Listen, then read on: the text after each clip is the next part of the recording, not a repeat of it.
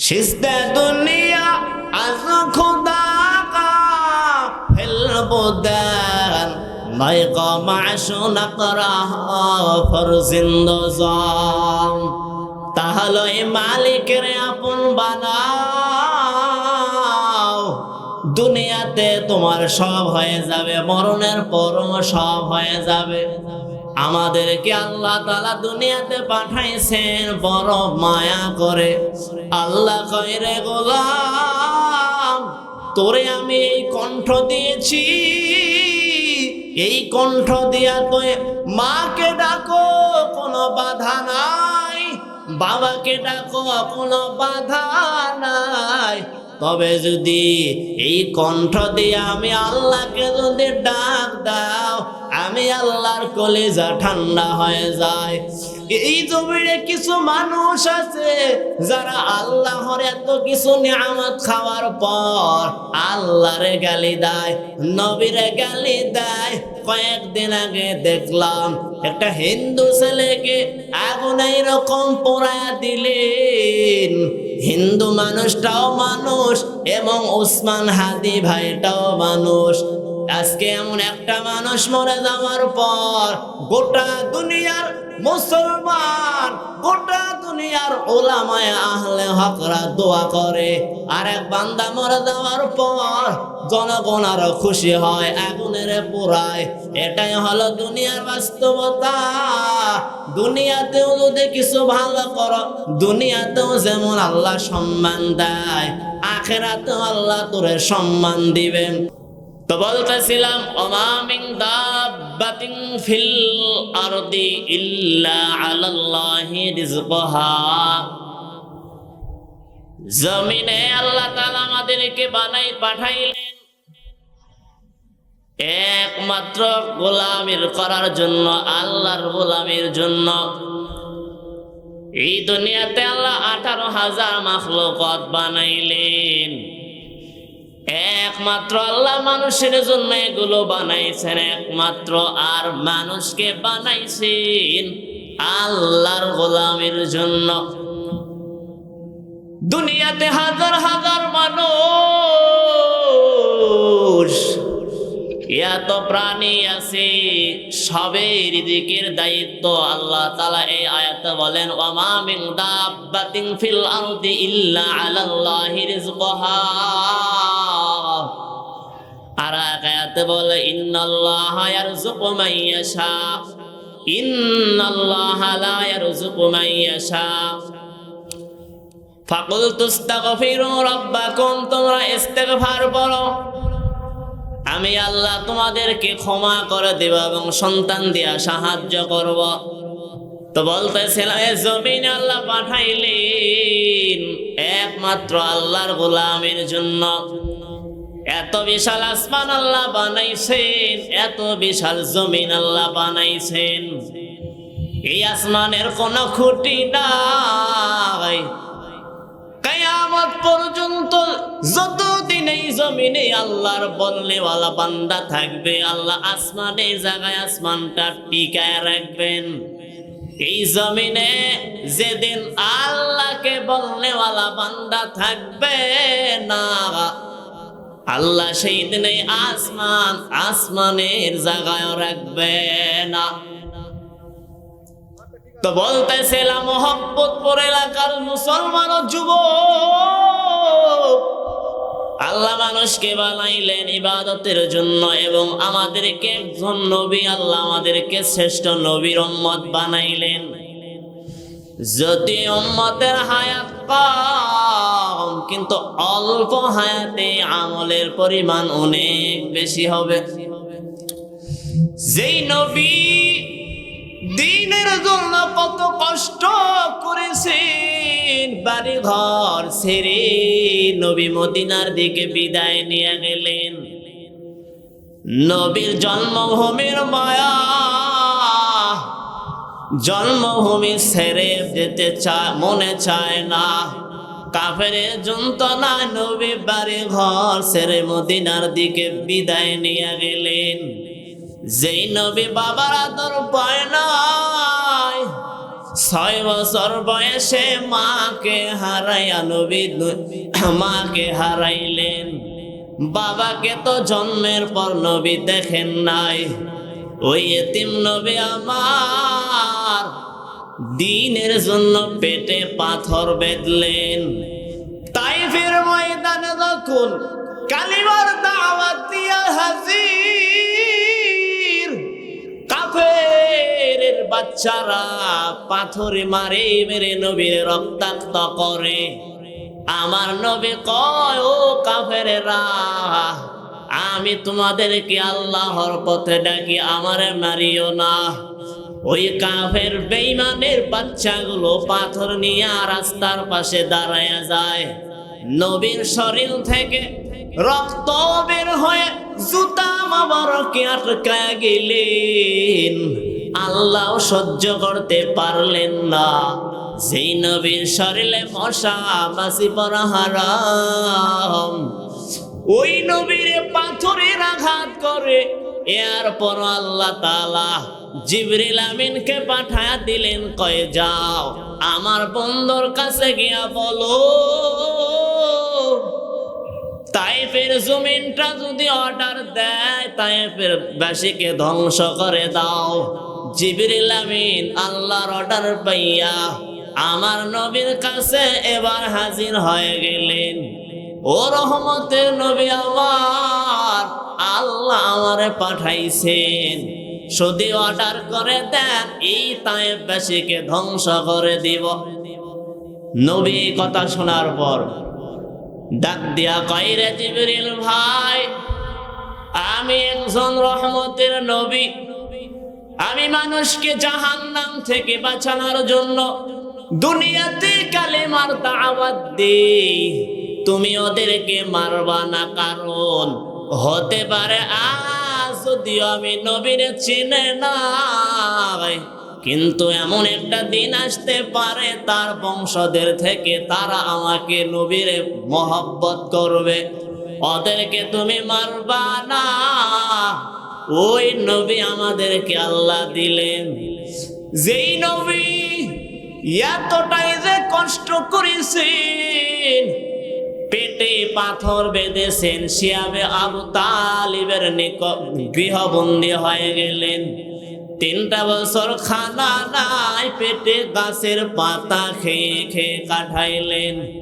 খাদিজা রাদিয়াল্লাহু আনহা নবী যে বিবাহ করলেন তিনাকে, 25 বছর যখন নবীর বয়স হয়ে গেল, খাদিজা রাদিয়াল্লাহু আনহার যখন 40 বছর হয়ে গেল, ওই খাদিজাকে মায়ার নবী বিবাহ করলেন।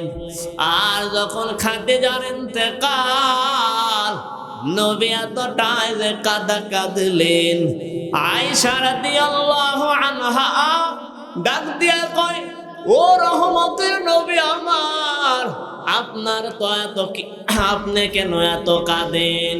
আমি আয়েশা আপনার আদরের বিবি। আমার নবী কয়, ও আয়েশা তুমি বুঝবা না, আমার সেই দুঃখের, আমার সেই আদরের খাদিজা, ওই খাদিজার কথা মনে পড়লে আমি নবী চোখের পানি ধরে রাখতে পারি না। কারণ বলে আমি আল্লাহর মহব্বতে হেরা গুহায় মাঝে মাঝে গিয়া ওখানে দিন কাটাইতাম। 1-2 দিন না, দীর্ঘ কয়েকদিন হয়ে যাইতো। আমি তাকাইয়া দেখতাম ওই খাদিজা উঁচু পাহাড় পেরিয়ে আমি নবীর জন্য নাস্তা নিয়ে হাজির। ওই খাদিজার কথা যখন আমার মনে পড়ে যায়, চোখের পানি ধরে রাখতে পারি না রে আয়েশা।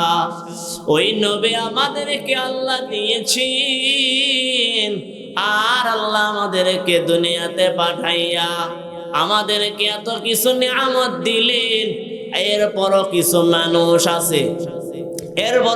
মানুষ আছে আল্লাহ তাআলার হুকুম মানে না, বরং টাকা পয়সা কামাই করে মানুষ থেকে এইরকম খুন খারাপি করে, চাঁদার গায়ের জোরে, অথচ হারাম দ্বারা লালিত শরীর জান্নাতে যাবে না। নবীর হাদিস, অথচ এই বাংলাদেশের খবর নিয়ে দেখেন, পাথরের কারণে যুবককে হত্যা করলো, কিছুদিন আগে হাদি ভাইকে হত্যা করলো।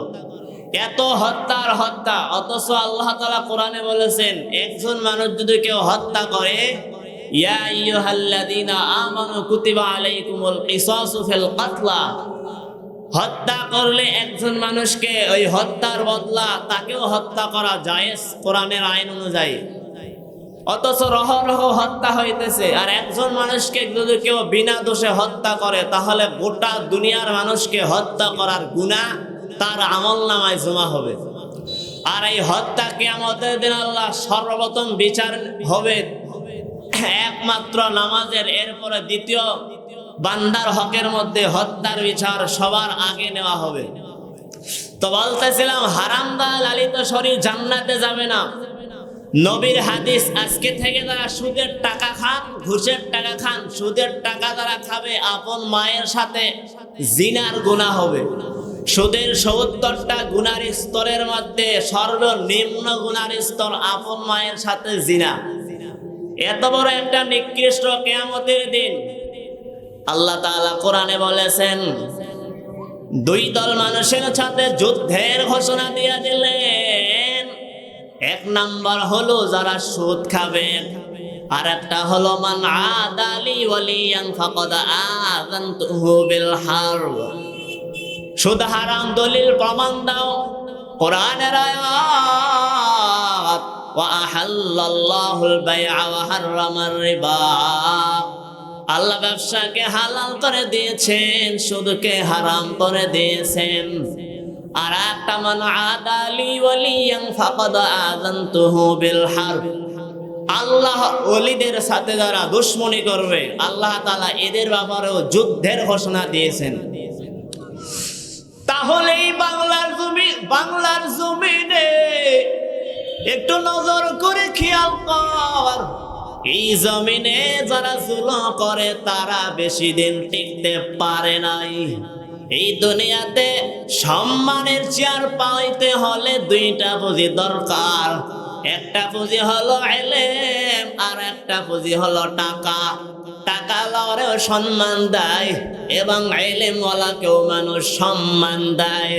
তো টাকাওয়ালার সম্মান আজ আছে কাল নাই, আর ইলমওয়ালার সম্মান দুনিয়াতেও আখিরাতেও দেয়। কোটি টাকার মালিক দেখো অভাব হয় না দূর, গরিব ঘুমায় আরাম করে মনটা বাহাদুর। ফেরাউনের লাশটা দেখো মিশর জাদু ঘরে, খায় না মাটি পোকা মাছি সবাই ঘৃণা করে। এই জমিনে একটু খেয়াল করো রে বাবা, কয়েকদিন আগে এই বাংলার জমিনে হাসিনা সরকার পালাইয়া গেল। যেই হাসিনা এতই বাংলার জমিনে মসজিদ তৈরি করে দিল, এত রাস্তা, এত জনগণের উপকার করার পর এরপর কেন এই বাংলার জমিন থেকে পালাইয়া গেল? এখান থেকে শিক্ষা নাও ও মোহব্বত পারা এলাকার মুসলমান। দুনিয়ার সম্মান জুলুম যারা করবে কিয়ামতের দিন অন্ধ করে আল্লাহ হাসরের ময়দানে জুলুমকারীকে তুলবে। ওই হাসরের ময়দান অন্ধ করে জুলুম যারা করবে দুনিয়াতে তাদেরকে আল্লাহ কিয়ামতের দিন অন্ধকার রূপ ধারণ করাবে। তাহলে জুলুম করার কারণে আজ দুনিয়াতে থাকতে পারে নাই, আর কত এমপি মন্ত্রী পালাইয়া গেল। দুনিয়ার এই সম্মান আজ আছে কাল নাই। আর এলেওয়ালার এত সম্মান এই জমিনে খেয়াল করে দেখো রে বাবা।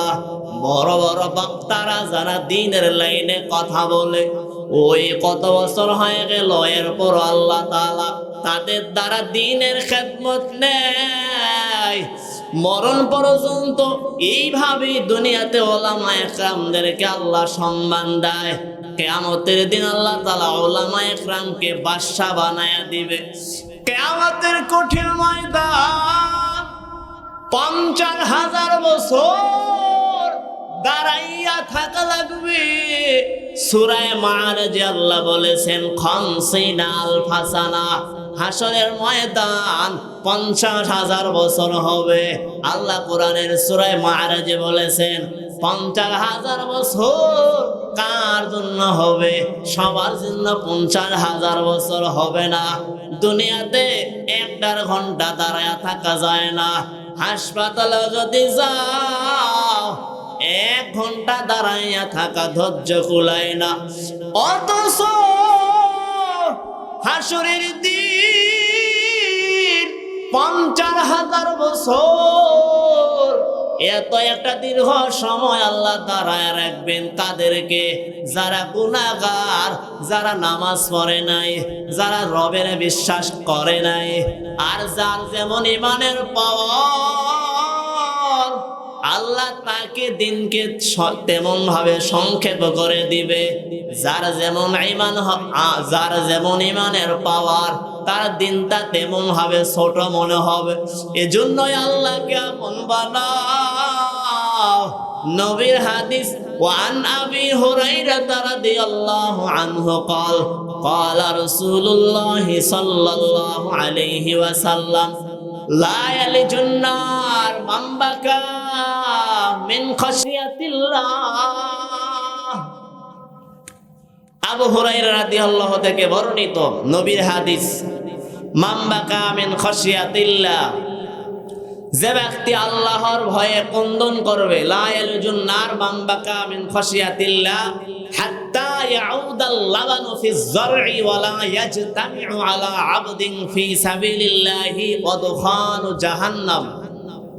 আল্লাহর ভয়ে কান্না যদি কেউ করে, গাভীর দুধ ওলান থেকে যেমন দুধ বের করে ভিতরে ঢোকানো যেমন সম্ভব নয়, কান্নাওয়ালারে জাহান্নাম দিবে আল্লাহ, এটাও সম্ভব না। তাহলে এই কান্নার দরকার আছে না না? এবার আপনি চিন্তা করেন।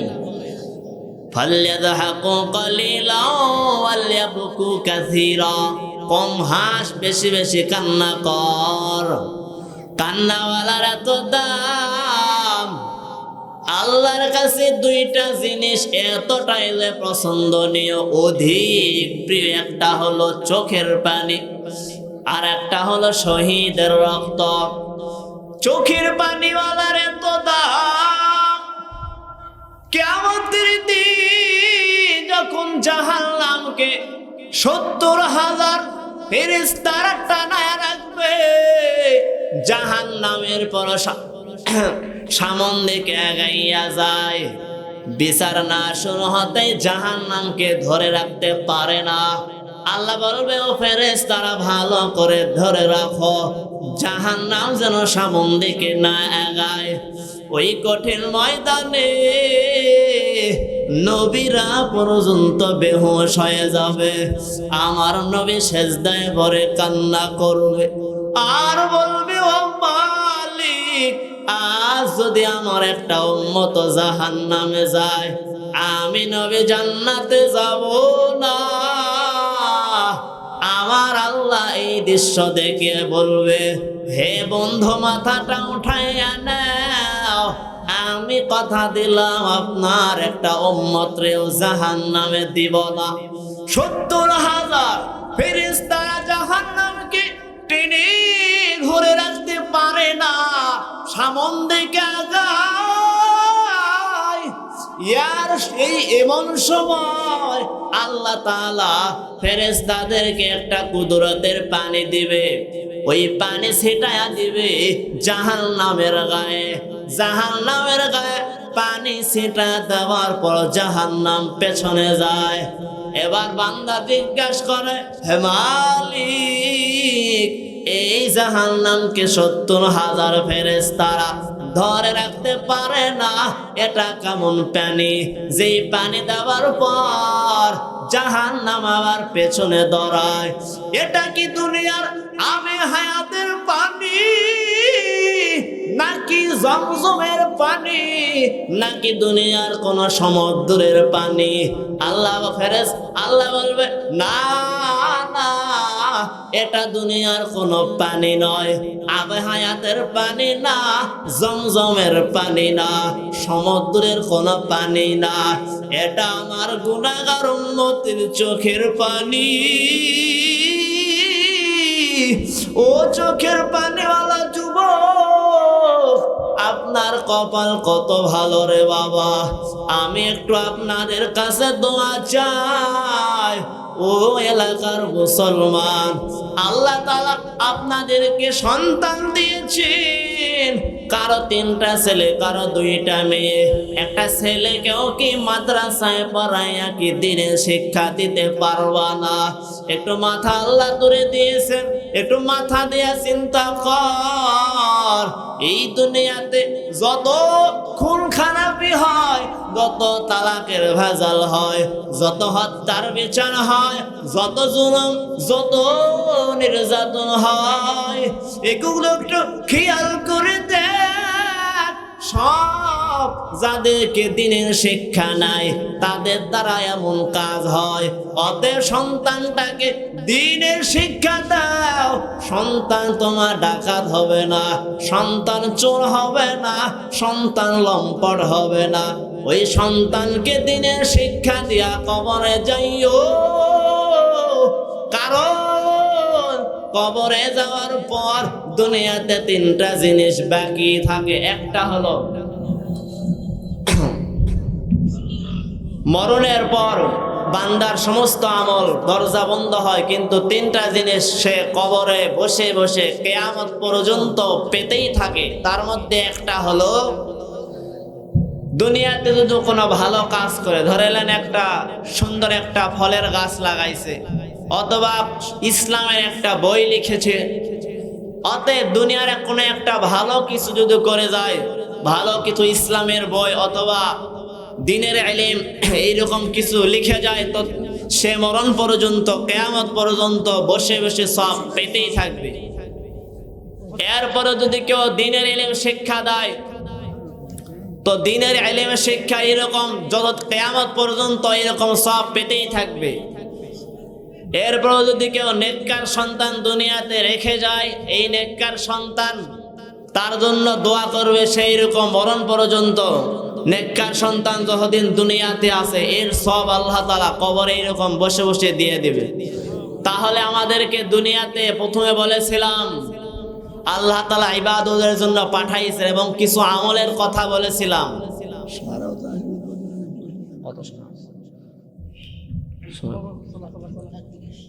কয় মিনিট হবে?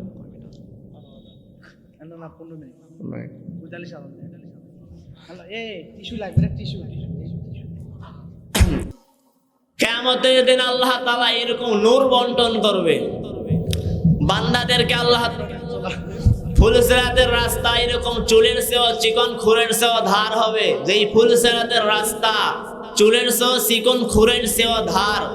এবার চিন্তা করেন, এমন একটা রাস্তা 30,000 বছরের রাস্তা, নিচে জাহান্নামের আগুন, এই রাস্তা সবাইকে অতিক্রম করা লাগবে। কোরআনের আয়াত, ওয়াইম মিনকুম ইল্লা ওয়ারিদুহা কানা আলা রাব্বিকা হাতমান মাকদিয়া।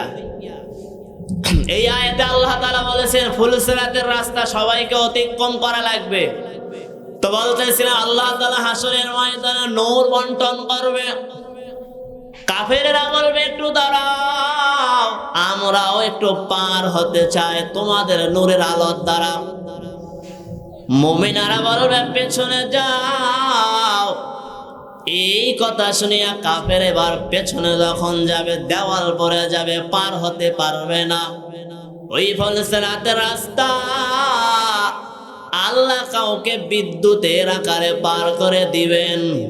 আবার কেউ যাবে দ্রুতগামী ঘোড়ার মতো, আবার কেউ কোন রকমে হেসরে হেসরে পার হয়ে যাবে। যার যেমন ঈমান আমল ওইভাবে আল্লাহ তাদেরকে পার করবেন। আর যারা গুনাহগার, নামাজ পড়তে চায় না, 5 ওয়াক্ত নামাজ ফরজ, আল্লাহর নিয়ামত খায় কিন্তু মাথা দিয়ে একটু চিন্তা করে না, আমার যেই মালিক এত নিয়ামত দিয়েছেন, আমি আমি যে খানা খাই এই খানা তো আমার কেউ দেয় নাই, একটু তালাশ করলে তো রবের এই পাওয়া যায়। আমি যে দুনিয়াতে চলতেছি এই আসমান তো আল্লাহ তৈরি করেছেন, আমার সব আল্লাহ দিলেন। ওই আল্লাহর কেন হুকুম মানব না? ওই আল্লাহর যারা হুকুম মানবে না, আল্লাহরে বেজার করিয়া যারা নামাজ পড়বে না, হাসরের ময়দানে সবার আগে নামাজের হিসাব নেওয়া হবে। আজকে দেখা যায় মসজিদে জুমার দিন মুসল্লি ভালোই হয়, কিন্তু বাকি নামাজগুলোর সময় মুসল্লি পাওয়া যায় না। অথচ নামাজ কিয়ামতের দিন সবার আগে হিসাব নেওয়া হবে। আর যার যেমন নামাজ ভালো, তার সেইভাবে আল্লাহ তাআলা সমস্ত কিছু ভালো বানাইয়া দিবেন। ওই নামাজ আদায় করো, 5 ওয়াক্ত নামাজ পড়িও। কারণটা কি? আল্লাহ তোরে দুনিয়াতে পাঠাইছেন, তোরে আল্লাহ জান্নাতের ওয়াদা করছেন। যেই নামাজের দ্বারা আল্লাহ তোমারে জান্নাত দিবেন, আল্লাহর ওয়াদা, ইন্নাল্লাহা লা ইখলিফুল মিআদ। তো বলতেছিলাম কিয়ামতের কঠিন ময়দানে সবার আগে নামাজের হিসাব নেওয়া হবে। এরপরে আল্লাহ তাআলা যার যেমন নামাজ ভালো হবে, আল্লাহ হাসরের ময়দানে তাকে সেইভাবে আল্লাহ তাআলা এইরকম জান্নাতের মর্যাদা দান করবেন। ওই নামাজ পড়তে গেলে কেরাত শিক্ষা করা ফরজ। তালাবুল ইলমি ফারিদাতুন আলা কুল্লি মুসলিম। দ্বীনের ইলম শিক্ষা করা নর নারীর উপরে ফরজ।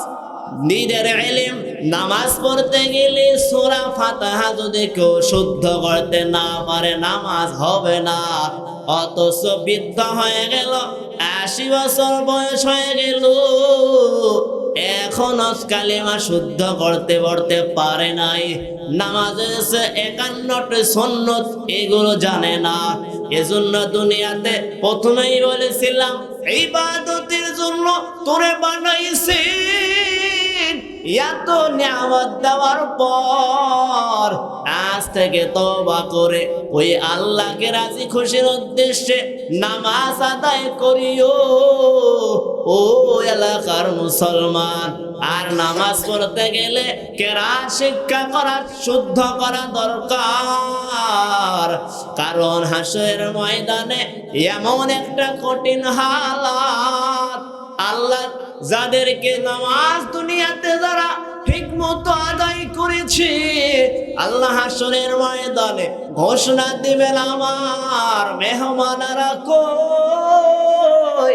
আজ আমি আল্লাহ তাদেরকে দাওয়াত দিয়েছি, আমার মেহমানেরা কোথায়? ফেরেশতারা বলবে, আপনার মেহমান কারা? বলে, যারা দুনিয়াতে আমি আল্লাহর মসজিদ আবাদ করতো, আজকে থেকে আল্লাহর কাছে তওবা করে 5 ওয়াক্ত নামাজ ঠিক মতো আদায় করিও। এই নামাজের দ্বারা আল্লাহ তোরে 5টা পুরস্কারের ওয়াদা দিয়েছি। 1 নাম্বার ওয়াদা হলো আল্লাহ তাআলা দুনিয়াতে রিজিকের যত পেরেশান আছে সব দূর করে দিবেন। অথচ এই রিজিকের জন্য আজকে সব মানুষ পাগল পারা হয়ে গেছে। আল্লাহ এই রিজিকের পেরেশান সব দূর করে দিবেন। 2 নাম্বার, আল্লাহ মরণের পর ডান হাতে আমলনামা দিবেন, কবরের সওয়াল জবাব সহজ করে দিবেন। আর হাসরের ময়দানে এইরকম জান্নাত দিবেন, ফুলসরাতের রাস্তা বিজলির আকারে পার করে দিবেন। বিনা হিসাবে আল্লাহ তোরে জান্নাত দিয়া দিবেন। বিনা হিসাবে জান্নাত যদি নামাজের মধ্যেই থাকে, তাহলে ওই নামাজ আজ থেকে শয়তানের ধোঁকায় পড়ে ছেড়ে দিও না, কারণ নামাজিওয়ালার এত দাম। দুনিয়াতে একটু খেয়াল করে নজর করে দেখো, এই জমিনে যারা বৃদ্ধ হয়ে গেছে, যারা বৃদ্ধ মানুষ নামাজ আদায় করে, যুবক ছেলেরাও তাকে সালাম দেয়। মন মতো জিন্দেগির কোনো দাম নাই।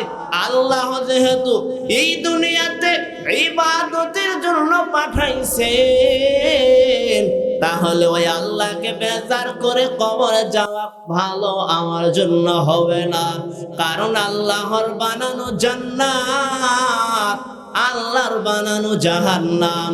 যে আল্লাহ জান্নাত বানাইছেন, জাহান্নাম বানাইছেন। দুনিয়াতে যদি সরকারের সাথে যদি আমার মিল হয়, পার্লামেন্টে এমপির সাথে মিল হলে ঢুকলে যেমন টিকিট লাগে না, আল্লাহর সাথে যদি আমার বন্ধুত্ব হয়, ওই জান্নাতে ঢুকতে কারো অনুমতি নেওয়া লাগবে না। हकीकत से तो दुनिया में खबर है, दुनिया की नुमाइश पर नजर है। नमी गोयम के अज दुनिया जुदाबाश, बहर कारे के बाशी बा खुदाबाश।